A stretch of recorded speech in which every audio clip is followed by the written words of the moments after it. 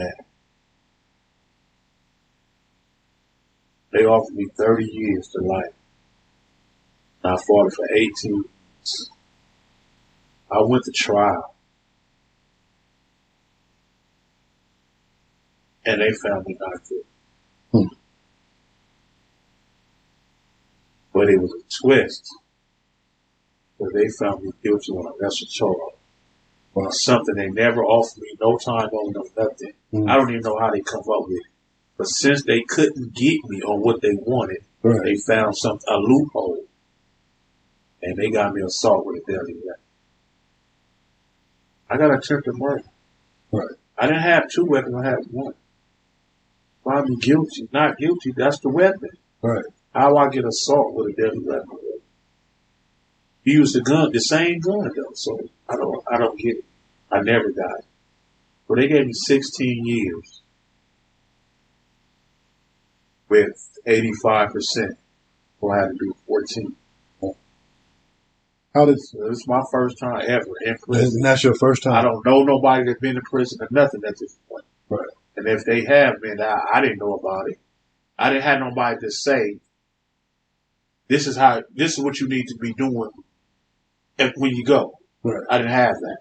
This was strictly first thing basis. Like, wow. Where'd you do your time in? I started in Delano. Delano was new at this time. It was a reception center. And I stayed there for like almost 3 months. Usually don't take that long, but it did. I don't know why. From there, I went to level 4, which is one of the highest levels, to Salinas Valley, a brand new prison. This was like January 1997. And man, talking about the aisle. Wow. Fighting for control, everything going on at the time. That was just man, it was hard. And at this time, by the time you go away, you got 4 kids. Man.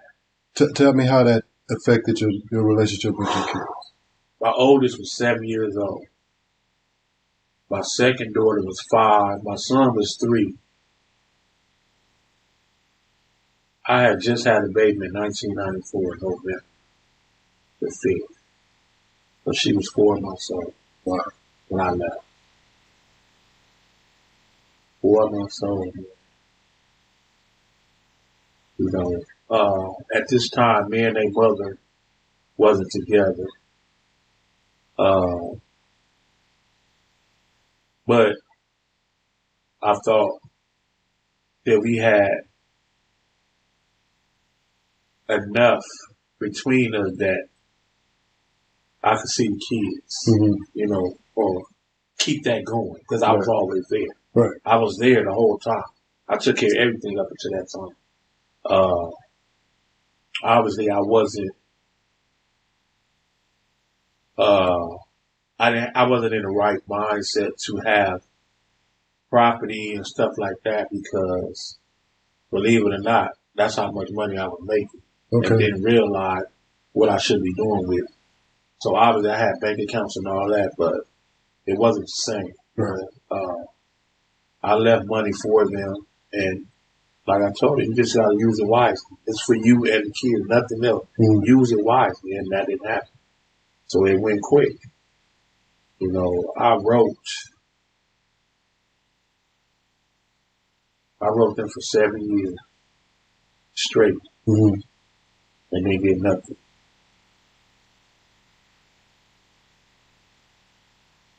They get nothing. I sent, obviously in there they got a thing where you can send gifts and stuff like that, you know, and I did everything, every year for 7 years. And I felt like a fool because I never got a response. I never got a letter return, nothing. So somebody got it. Somebody got it. I don't know. Somebody got it, man. And, So in terms of as they get older, and then even, you know, we'll talk about it this way. As they get older, how did you being away affect them? And then ultimately, how did it affect your guys' relationship? That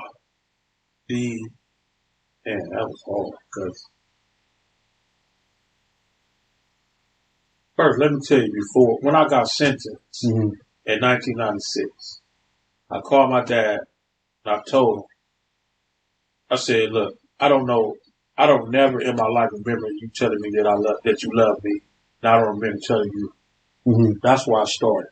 Okay. Because I knew I was leaving for a long time, and I didn't know if I was going to make it home.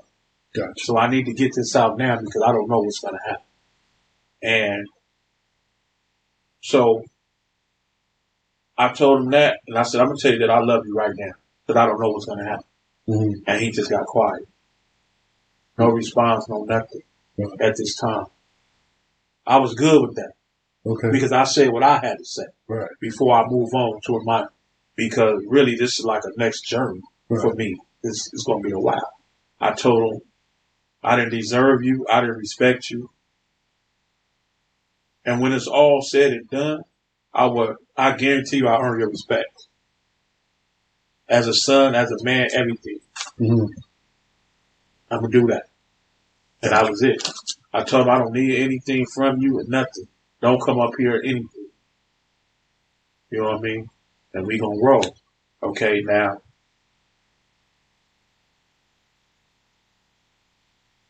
Mind you, I left in 95.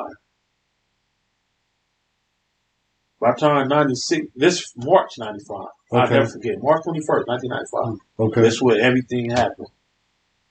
So mind you, at this time, see, it's a lot that's missing. Because I ended up going to Skid Row to pick up my mom in 88. So my firstborn was here, so I used to take her down there to visit my mom. Wow. Yeah, I was still doing that because she was downtown. And I found her finally, and I tracked her down. So before my second daughter was born in 99, I got tired of going down there. So I went down there and picked her up, got all the stuff, and moved her in with me in Wilmington. We stayed there. I moved her in. While my kid's mother was pregnant with the second child. So we go through all that. So she was with me all this time. I still go to jail. After my brother got killed, I went to jail that year also, like Thanksgiving. Okay. End up in the county jail, do like 9 months, get out. Get out in 93. But mind you, I had my son in 91. Last time I saw my brother, he was there. He came, surprised me. Thanksgiving Day, 1991, my son was there. On Thanksgiving Day. So it was a lot happening in all that time. But at this time, my mom, her name is Ann, going through the motions, doing this, doing that. Study just making it real hard on me. And doing stuff to people out there. She called me in the middle of the night. I got to get up. I'm trying to go save her. I'm just running all over the place, trying to make sure she okay. It was just crazy, you know. And I just got tired, man. And I moved her in, and I thought I could help. You know, I thought I could help. You know, I'm selling the stuff that you're using. Right. Why you have to go get it? Right. You can just do it right here. If you're going to do it right here. Behind closed doors, whatever. Just stay out the streets. No, you're a smoker. You're a woman. We know what strawberries do. Right. Ain't nobody I'm not trying to go there. Right. Now I'm going to hurt somebody. Right. Or I got to kill somebody or something behind you. And you could be wrong. You can tell me anything. And you know how I am. Right. And this is the problem I was having. It was hard, man. It was hard. You know, but when I left, she was still on the street. She was with me at the time. But by the time I got sentenced, she was in jail. Also. Right. So we there at the same time. Right. I called her to court like she was a witness. Really? Just so I could see her. She didn't even know what happened. She didn't even know why. So, did you say the incident that got you arrested, she was part of it? She was part of it. Gotcha. She was there. She wasn't involved, but she was there. Because my son was there, so she had my son. And, but she came in for something else. Mm-hmm. No telling what it was, obviously, because she really wilding out because I'm not even there. Right. We're just there with the house and everything, the apartment or whatever. And people trying to break in. She trying to, just let it go. You know, she trying to save it. There's nothing to save. And she ended up coming to jail. And I knew she was in jail. Somebody told me. So I've got her number and everything. I told my lawyer, call her to court on my court date. Right. So I could see her. And she didn't even know I was on the bus. And when we was on the bus, I would say, Mom. She just turned around. Wow. Like, oh, my baby. I'm like, what's up, man? You know, this why. But like I said, I don't know how long. It's gonna be a long time. We don't know if we're gonna see each other. Right. So at this time, we on the bus together on the county jail bus. Wow. You know, they separate the men and women, but right. She up there. She just telling, that's my son. You know, so. You know, and like I said, at this time, we still mama. I don't had no bad blood or nothing. Just we out here like Bonnie and Clyde or something. You know, whatever I need, she was there. She was my driver if I needed one. Mm-hmm. You know what I mean? We did everything together. With no women, nobody came between us. Nothing and nobody. That's just how it was. I didn't have nobody. Right. You know what I mean? If I did, it was, that she thought that wasn't good for me, then we go from there. I'm like, I ain't gonna listen. Right. Mom's tripping, so no. I mean, she felt something, you know, and you know what I mean? I listened, I believed her. Like, she know there's something about to happen, you know, so. But yeah, it was hard, man. It's like, it was just so difficult. So the kids that you left, do you still have a relationship with them now? Oh, man. This is so much. Because she kept them a lot. So, and they know who she is. Okay. Oh, man. They love her. Still to this day. Mm-hmm. She could do no wrong in their eyes. She could do no wrong in their eyes. And I'm not right. I'm not there. Wow. At all. Interesting. Yeah, we don't have a relationship. Okay. I gave up.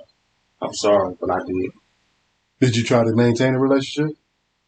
I'm talking about with my mom. So, okay. I don't even, yeah. So your kids have a relationship with mom, yeah, but you don't? No. Not even, no. Because the only time I heard from her when I did 14 years is when she got in jail. Right. I never heard from her when she was out of jail, ever. Only time when I got a letter, I knew she was in jail. Wow. I never heard from her. So I told her when I came, and then the last time, I was on my way home in 2009. She had just came to jail again. Mm-hmm. And I told her, I said, I'm going to beat you home. This time, I'm coming home. Right. And she was still in there. She went to halfway house and got out. I got out February 16, 2009. After going in March 21st, 1995. Right. And she was still in there. She probably got out later that year at a halfway house. Mm-hmm. And what's your relationship like with your kids? Man, it's turbulence because my youngest daughter was 14. Mm-hmm. My son was 17. My second daughter was 19. And my oldest was 21. Right. They grown. I don't know what I'm supposed to do. And you talking about, I just did 14 years. I got the same mentality though. Mm-hmm. So the first time that I seen them, I don't know. It was just like, it was crazy. Mm-hmm. They had their own language and, you know, they use profanity and everything. And I'm like, no. Right. Not around me. I'm not your friend. I'm like nothing. So I went hard. Mm-hmm. And they couldn't accept it at all. So they was just like, yeah, he's too much for us. Do they know your story? Because you have how many sets of kids now? I have So you have that set of kids. I got that 4, and right. I got 1. Okay. So your oldest 4, do they know your story? I gave them an opportunity to find out my story because I know they was talking about me. I know their mother family was talking about me. I know it's a lot of stories out there about me. So I wanted them to know my story. Right. You know, I did everything for you guys. It wasn't for me. And that's why I think I went wrong there. I didn't do it for me. I should have done it for me first. Right. I should have been happy. I wasn't happy. But it seems like you've been protecting others your whole life. Oh, exactly. And it hurt me. Every single term.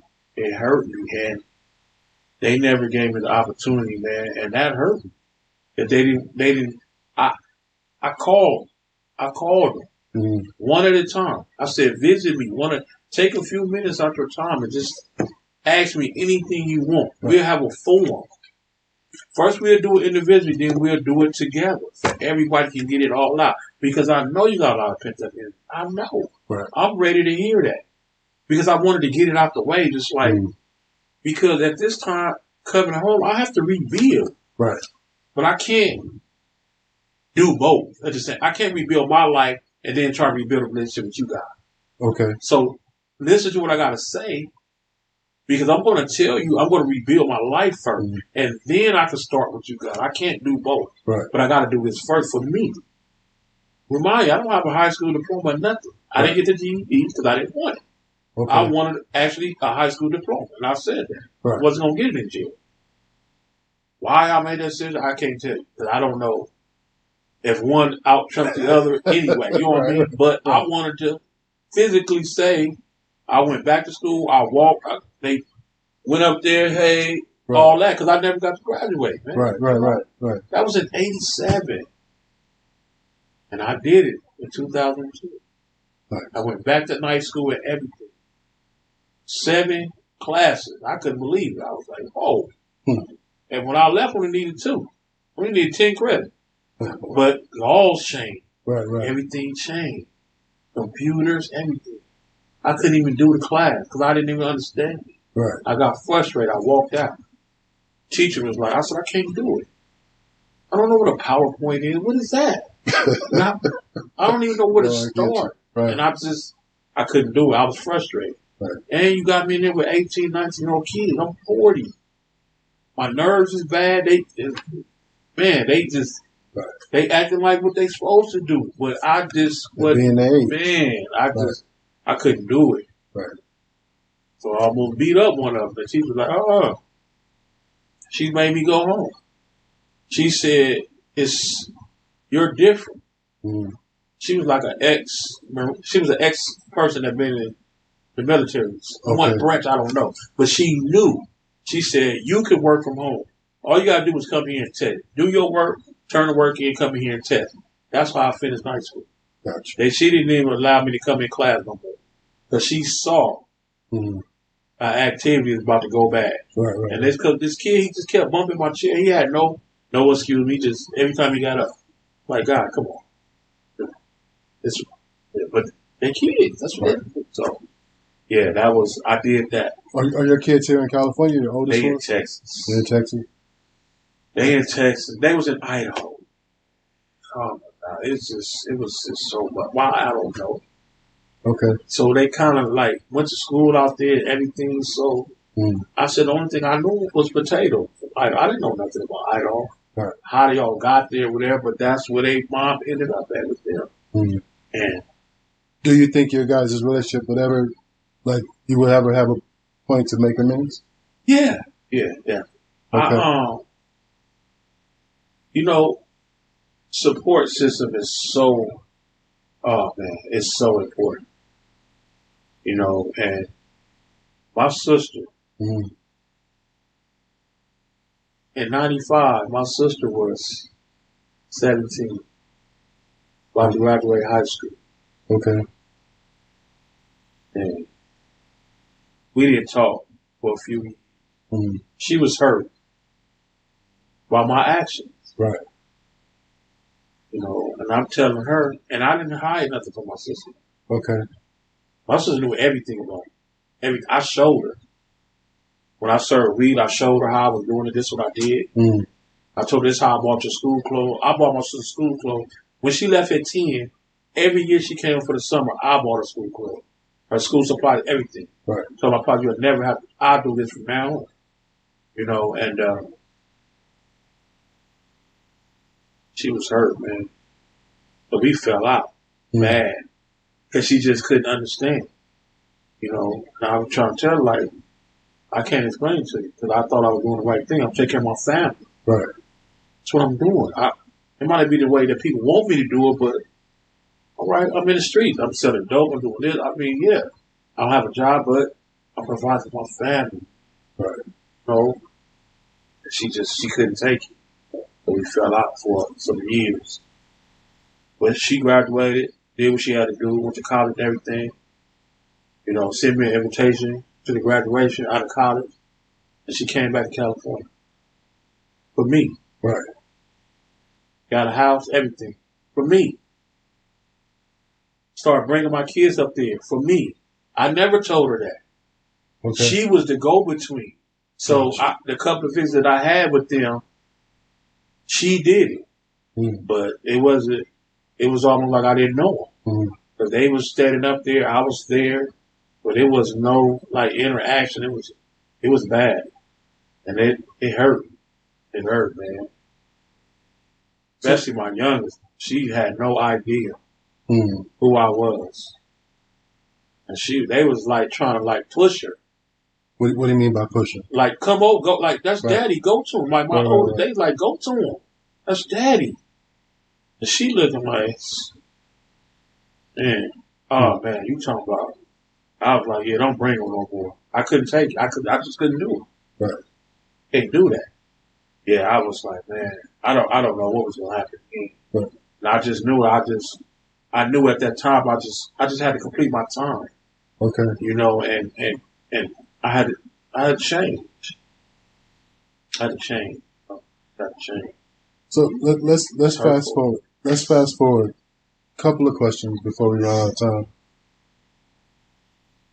Have you ever heard, as far as your 4 oldest kids, have you ever heard their story of how they were affected by you going on?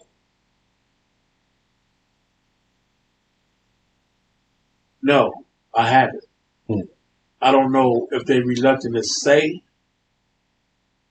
because to tell me their story, you got to bring your mom into play, because that's who had you.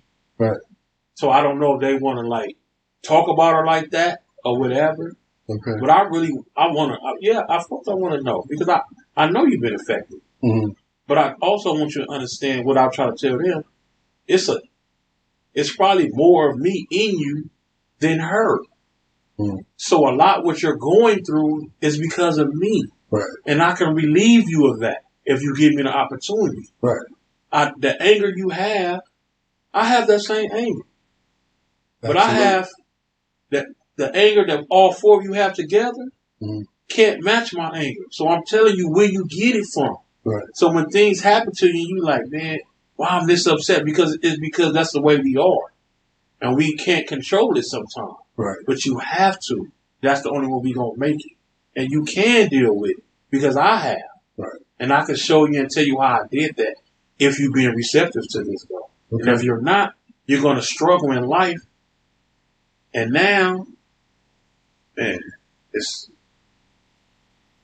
my son was playing football. And he went to Saddleback. Okay. You know, we got an apartment. I shouldn't even say we, because my wife, see, it's hard for me because I'm jumping around. Because it's a lot that happened. Right. And now going back to the support system with my sister, obviously when I came home, she had everything laid out, apartment. She had a house, everything, phone. She had everything set up for me. And all she said was, take your time. Gotcha. She gave me money if I needed it.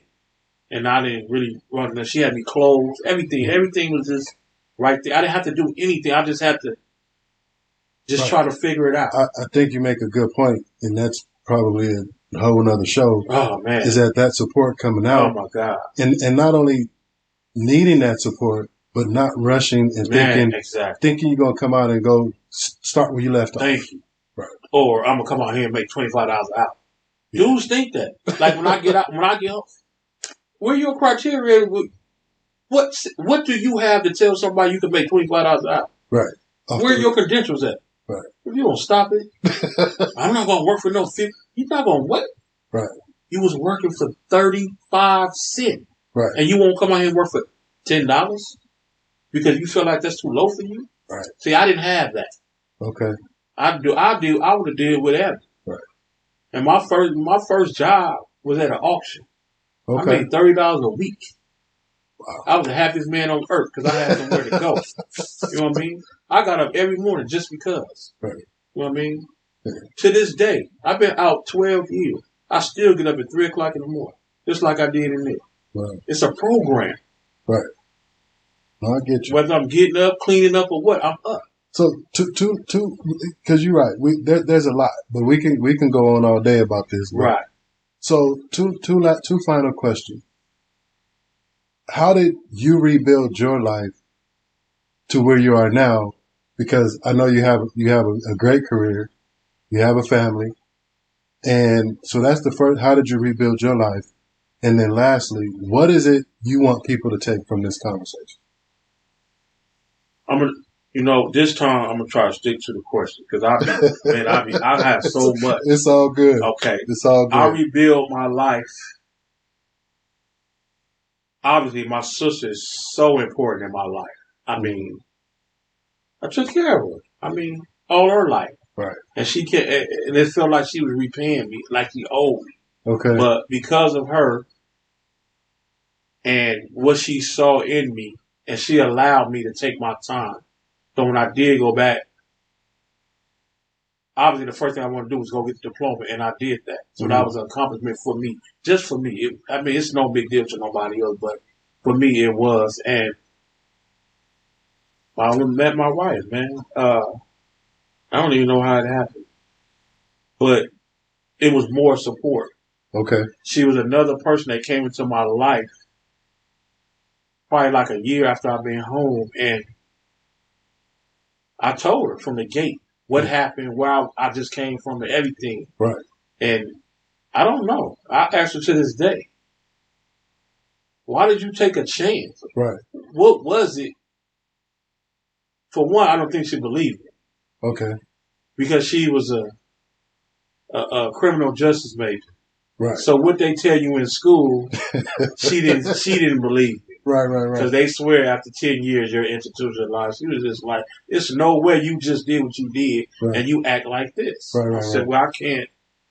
But she another person in my life that gave me the opportunity to just be me.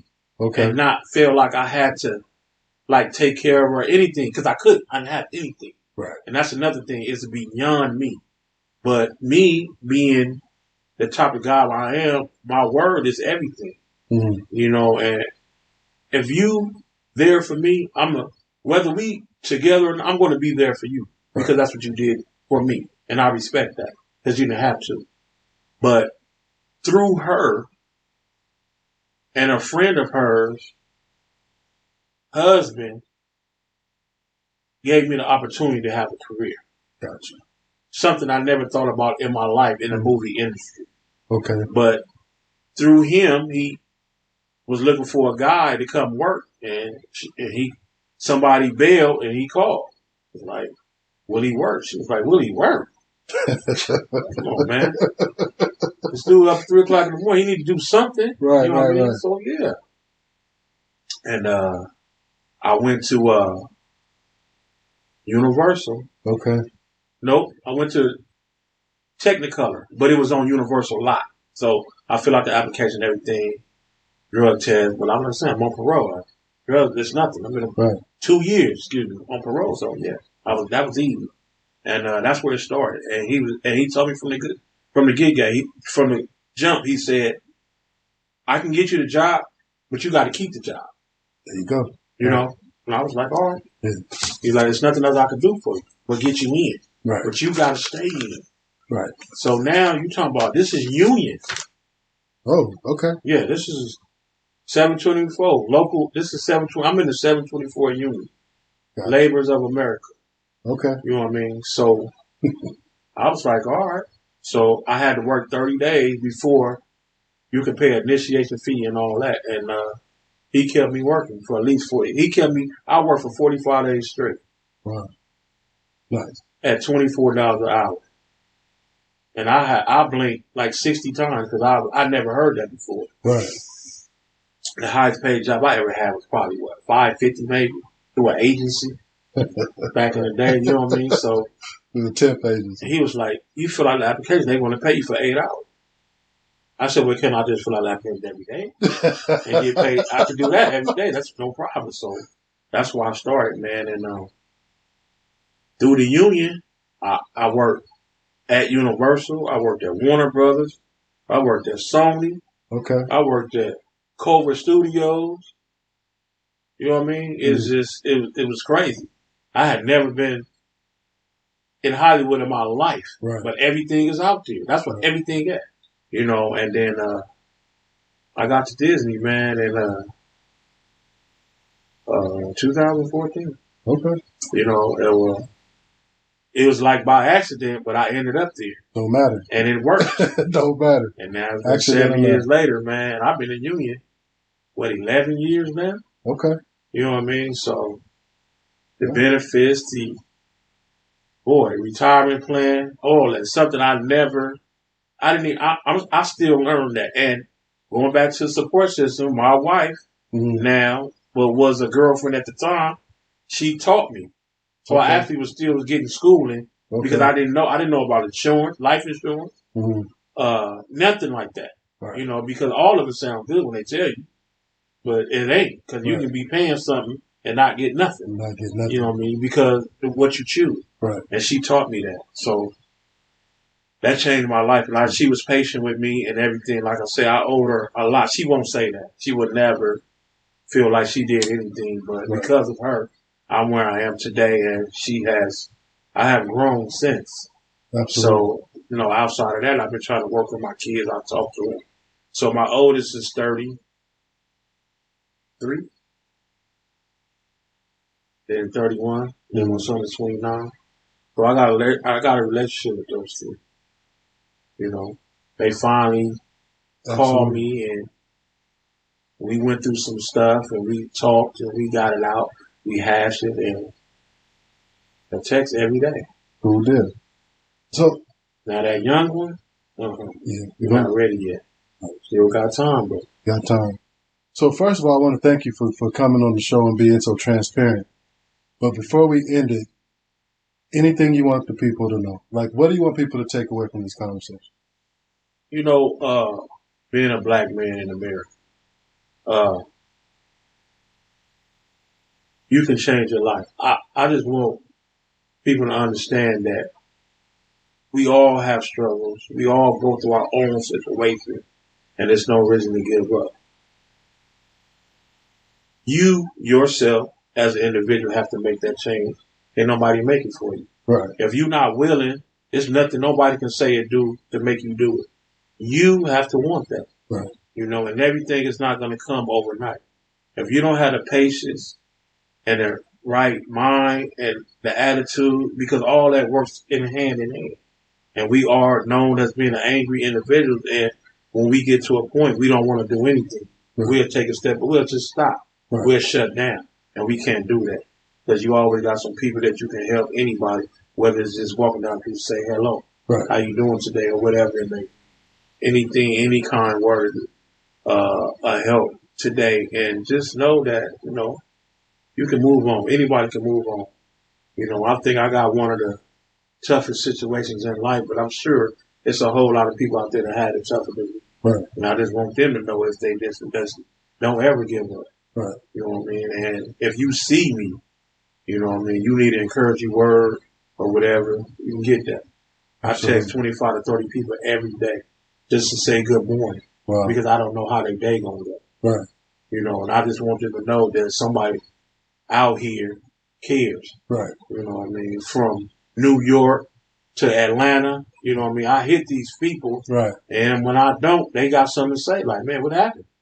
I'm like, oh, my bad. How you doing? You know what I mean? I got to own up to that. And I got to stick to that. It's hard, but I do it. Along with getting up at 3 o'clock in the morning every next day, making it happen, man. And I appreciate you happy. Man. I hate that I had this transformation. No, it's all good, I haven't done this in, man. This is the first time ever that I exposed myself, you know. I'm not mad about it, though. I appreciate you. It's good. I appreciate you. It's good. And the hope is that that somebody that needs to hear it hears. Yeah, definitely. So I appreciate you. So we're going to end on that note. So once again, this has been Indestructible Souls. I want to thank my guest, Keith Johnson, for really being transparent and talking about, you know, the effects of you know, children of incarcerated parents. He really got transparent and allowed himself to be vulnerable for the greater good. And I just want to continue to thank him. And so the next time, I want you guys to remember to join us for our group, which is Hearts of Men, mental wellness group for African American men.